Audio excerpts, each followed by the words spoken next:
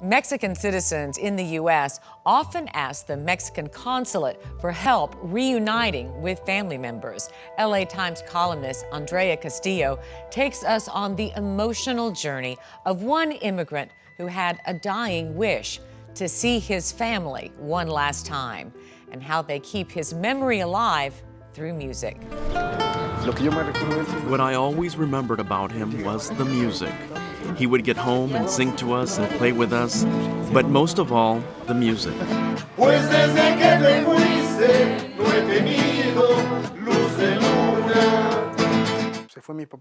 My dad left, and a long time passed, almost 10 years without hearing from him, without receiving help from him. So there was some resentment. When my mom got word that my dad was ill, that he was terminally ill, it had been 10 years without knowing anything about him. She said, "Let's go," and we felt the same way. My son said, "I don't care if they fire me from work, I'm going to see my dad." That's what happened.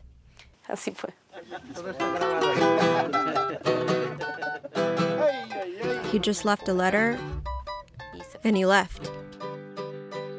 He told me not to worry, that he wouldn't abandon me and he would send money to the kids. I had no idea how to tell my kids, but I had to be strong so they could see I was strong and wouldn't see me cry.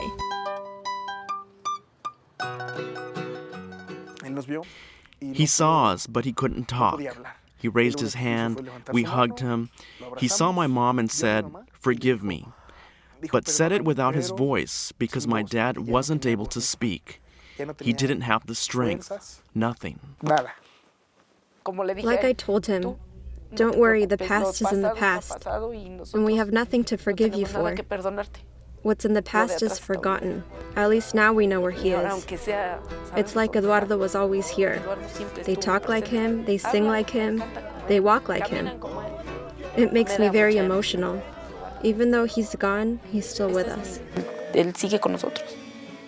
Andrea Castillo joins us now to tell us a little bit more about it. Andrea, how'd you find this story and what made you want to tell it?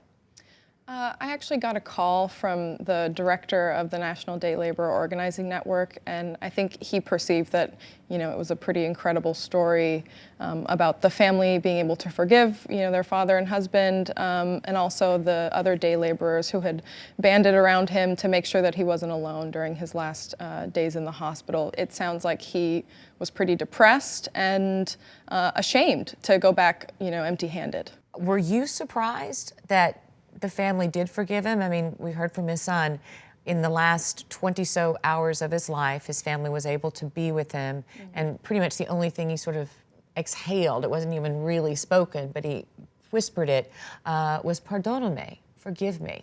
It wasn't surprising at all that they forgave him. I think it comes fully from the mother, and that's how she raised her kids, was to see the good in people. And what she said was, at the end of the day, he's your father. He's the only father you've got, and so it's important to be with him at the end of his life, even if that's the last 20 hours we'll ever get with him.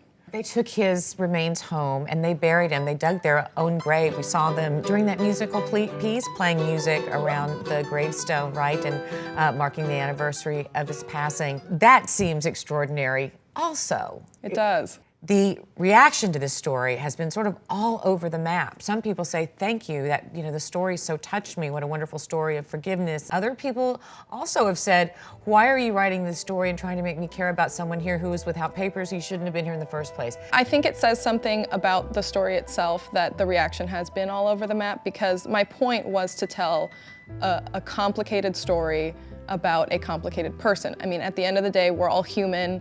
We all have, positive and negative things about ourselves. Thank you so much, Andrea. It was really a fascinating story.